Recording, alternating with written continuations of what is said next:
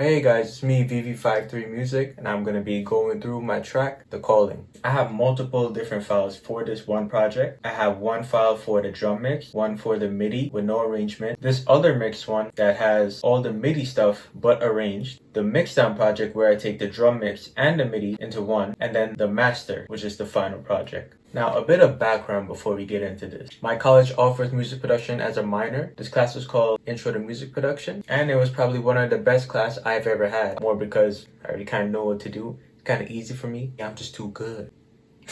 Alright, so we're gonna open up the drum mix first. So if we go down to the history, November 17 was the first iteration of this track. Let's see what was going on in my head. Oh. Pretty much the same thing. Just need some more edits. Damn, I'm good.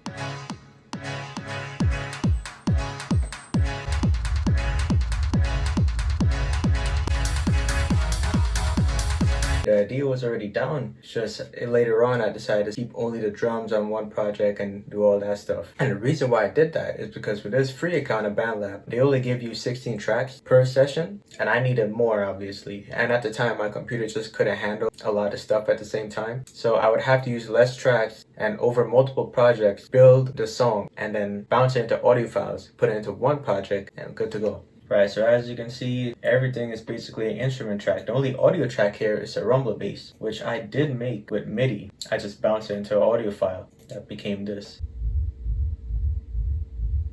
So it's a classic rumble techno bass with some automation to give it that pump. See, I had to do that with automation, right? Because in BandLab, they have like a fake sidechain thing. It's called the pumper. But I don't like how the timing is. It doesn't pump at the right section. And Soundation also has a fake sidechain. It's literally called the fakie. They have bars over here. This is the halfway point. This is where your upbeat would be, or hi-hat. So I like to have my setting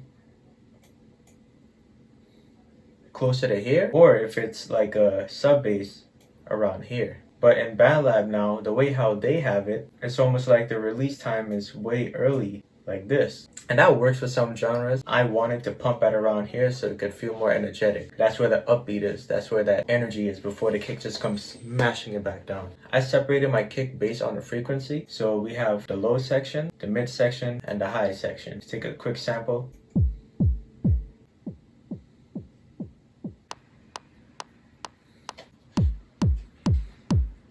Now we have some percussion over here. Now these are the combination of rim shots, toms, snares, all in different patterns syncopating with each other. And all these percussions together sound like this.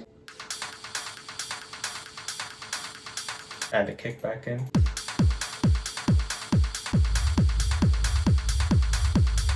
Now on to the MIDI. So we have these nice pads over here. These are all dry sounds. I did add effects to them, but I disabled them.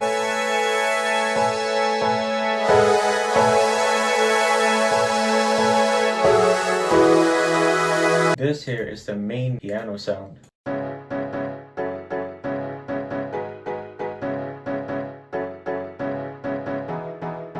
It's just some bass over here.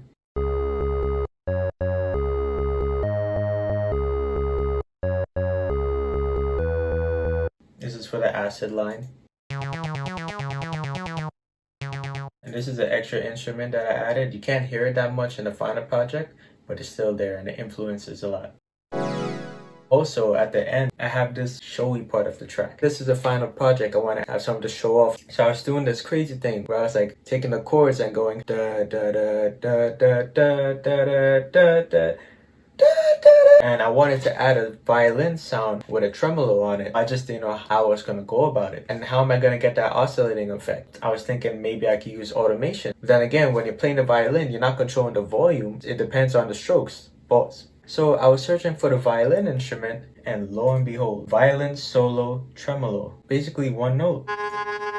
But you see, someone like me now, the expert that I am, I use multiple notes. Ooh, tense. This is basically the same MIDI tracks bounced into audio, arranged and with effects.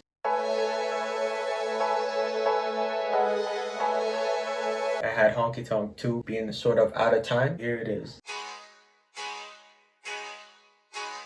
And that's because I have a pitch shifter effect on it, and it kind of pushes it out of time. But that time that it pushes it out of matches the time of the main honky tonk, which sounds like this.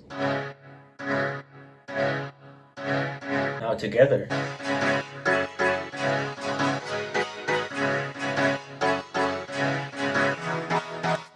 That gives it a nice magical piano kind of feel. There's something that I really like about this track, right? It's the dispositions between the intro and the main section. Like the intro is all nice, it's all da, da, da, da, da, very lush, very calm. And all of a sudden you get to bam, bam, bam, bam, bam, bam, bam, bam, bam, bam, bam, bam, bam, bam. Here's this area where that stab sound that I said plays a nice part that you can't hear much. Here it is in action.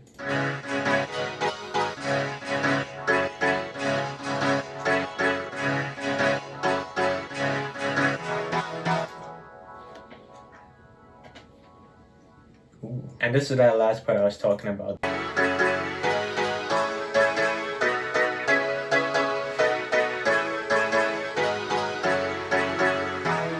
Listen to the violin.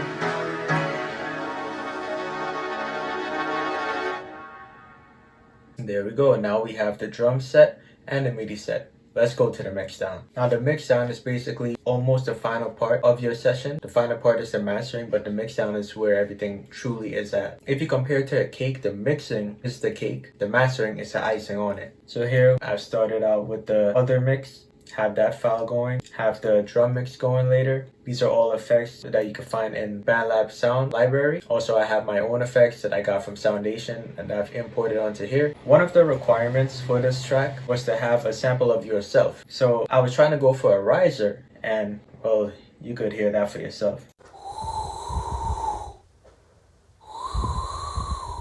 So yeah, horrible. So I threw this into BandLab Sampler, and what I got is this. And in the track, it sounds like this.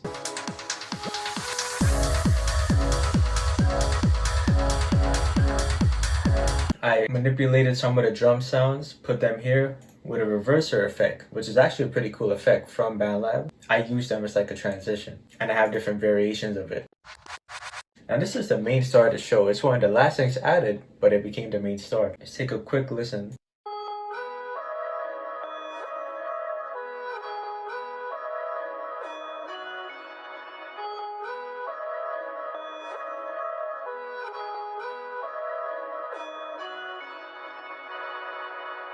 If you hear it in the track, it sounds like someone calls you, but it's not a vocal, it's a lead. If I make a copy of this, we stretch out the rest of the sample. I'll keep the same effects just for clarity purposes, but this is what it sounds like.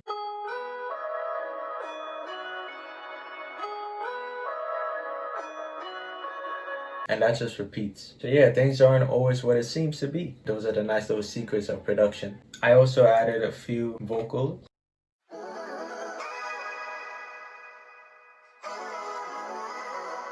You know, these kind of ear candy sounds add some variety to your track and makes it more interesting. And something monotonous like techno needs those little interesting bits to it. So I wanted there to be a break, and in that break, I wanted it to be a nice chorusy phaser kind of effect. I put a gain effect on both of these, and I've automated them so the dry sound goes down and the wet sound comes up. The chorus by itself has an effect on it no matter how low you set it. So I separated them and used automation to have more control over it, which is kind of ironic because this section is supposed to feel out of control, and then the control comes back when the beat comes back in.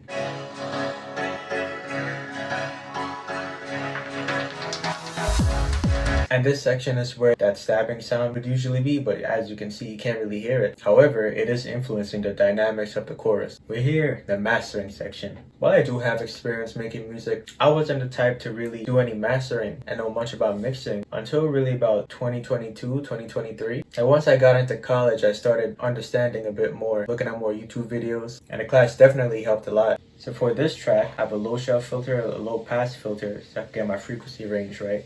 I cut this off to 1200. Well, that's the max this could go, but I cut it off so it wouldn't sound so harsh. Put a little bit of reverb. I like that sound of a little tiny bit of reverb on it. Use subtle EQ changes, nothing too crazy. Remember, this is the mastering section. You don't want to do anything crazy here. But over here to clean up that muddiness. Over here is a bit for warmth, more tone, color. This compressor, this FBK compressor, is a vocal compressor. but it's reminiscent of the one in Soundation and it works the same way, so I use this one more. Same thing with the limiter, it's sort of similar. And the main point of the compressor is to get your sound to be more even. And the better mix you have, the better it's going to translate in your mastering. The limiter now, I set this to -1 decibel and then bring the gain up right until it starts to distort and bring it down a little bit more. That was the mastering that I did. And what mastering does, it makes your track loud and it gives you that final like refined sound to your track.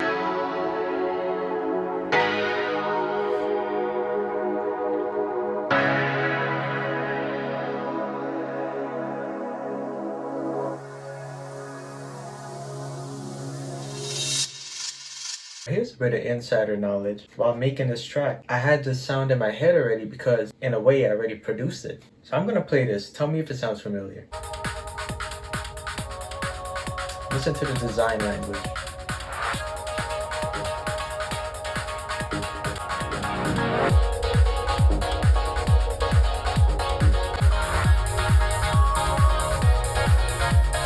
Come on now. Stabbing, distorted chords, a nice pad in the background, rumbling bass. This is the same track. The college had a music room, so in my spare time I would go in and mess around and start learning with Logic. But they did an update to the whole room and it removed the old systems, put in the new one, and I never exported that file. All that exists is this M4A file, which was back in November 3rd. 2022. So yeah, this was the track before the calling. It was the calling before the calling. I made a few tracks on Logic Pro. Definitely a harder learning curve than something like Soundation. So yeah, that's pretty much the whole track and the whole process behind it.